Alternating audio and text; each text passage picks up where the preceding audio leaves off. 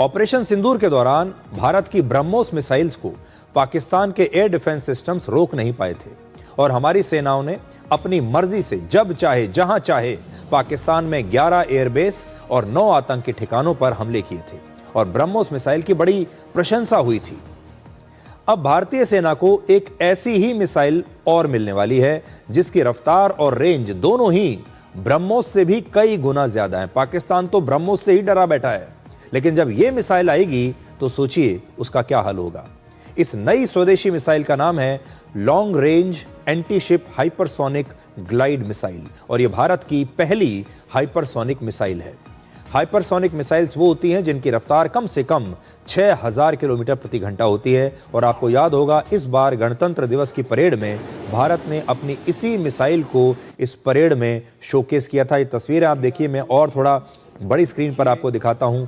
ये है वो मिसाइल जिसके बारे में अभी मैं आपको बताने वाला हूं।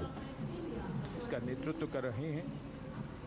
इस समय हमारी ब्रह्मोस मिसाइल की रफ्तार लगभग 3700 किलोमीटर प्रति घंटा है, लेकिन हमले के समय इस नई हाइपरसोनिक मिसाइल की स्पीड इससे करीब 3 गुना ज्यादा यानी 12000 किलोमीटर प्रति घंटा तक पहुंच सकती है। तेज रफ्तार ब्रह्मोस मिसाइल्स का पता लगाना दुश्मन के रेडार के लिए लगभग असंभव होता है और इस हाइपरसोनिक मिसाइल को हवा में नष्ट करना या रोकना लगभग नामुमकिन है।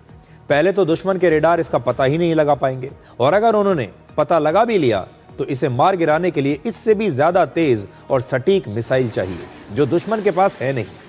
ब्रह्मोस की रेंज करीब 290 किलोमीटर है, लेकिन इस नई हाइपरसोनिक मिसाइल की जो रेंज है वो 1500 किलोमीटर दूर तक ये समुद्र में किसी भी वॉरशिप पर हमला कर सकती है, यानी इससे 5 गुना ज्यादा दूरी तक हमला संभव होगा। जो अभी तक हमारा ब्रह्मोस की मिसाइल थी उससे 5 गुना ज्यादा। ब्रह्मोस को भारत और रशिया ने मिलकर बनाया है, लेकिन ये नई हाइपरसोनिक मिसाइल को हमारे ही देश में DRDO के वैज्ञानिकों ने भारतीय नौसेना के लिए खास तौर पर डिजाइन और डेवलप किया है और इसे पूरी तरह से देश में ही बनाया गया है। इन दोनों मिसाइल्स के रोल अलग अलग होंगे।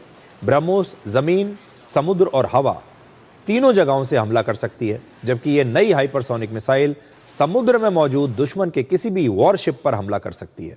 लेकिन DRDO का दावा है कि इस मिसाइल का एक ऐसा नया रूप भी तैयार किया जा रहा है जो जमीन पर मौजूद किसी लक्ष्य पर हमला कर पाएगा। We are very confident with this system and it will be a game changer for our services. Yeah, this will have much more capabilities than our current BrahMos missile because it travels much faster than what BrahMos can and it will have a much higher range.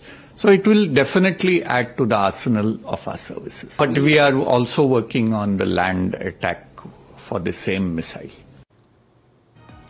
Operation Sindoor का सबसे बड़ा सबक यह है कि भविष्य के युद्धों का फैसला लंबी दूरी तक सटीक हमला करने वाली मिसाइल से होगा और यह नई मिसाइल भारतीय सेनाओं को उनकी इसी डिमांड को पूरा करती है।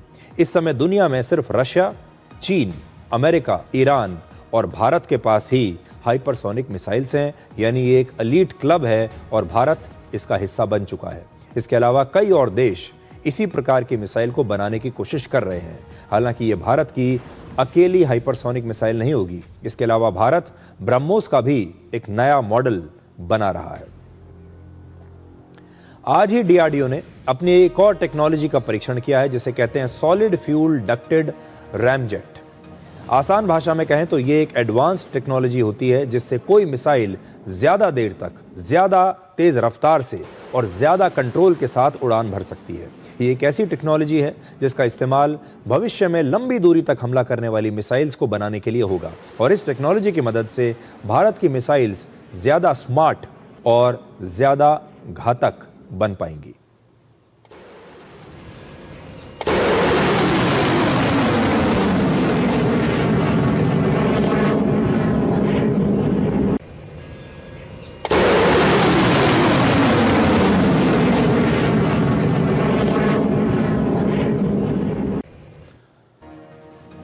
राहुल गांधी को एक शानदार मौका मिला है लोकसभा में नेता प्रतिपक्ष का रोल निभाने का।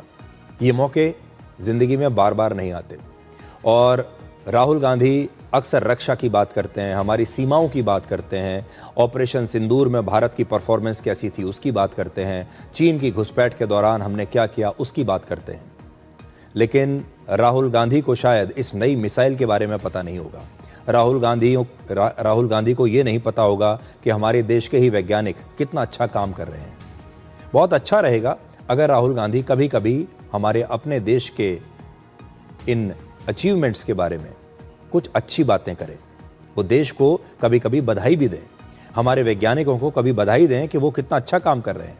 कितना अच्छा रहेगा कि हमारे नेता प्रतिपक्ष कभी हमारी सेना की भी तारीफ करें, हमारी सेना को भी कभी वो बधाई दें, और कभी हमारे देश के लोगों को और सेना को ये कहें कि मैं आपके साथ हूँ, मैं चीन के साथ नहीं हूँ, पाकिस्तान के साथ नहीं हूँ, मैं भारत की सेना के साथ हूँ, भारत के वैज्ञानिकों के साथ हूँ, DRDO के साथ हूँ, मैं इसरो के साथ हूँ। अगर वो ऐसा करते हैं तो वो एक अलग तरह के नेता बन पाएंगे।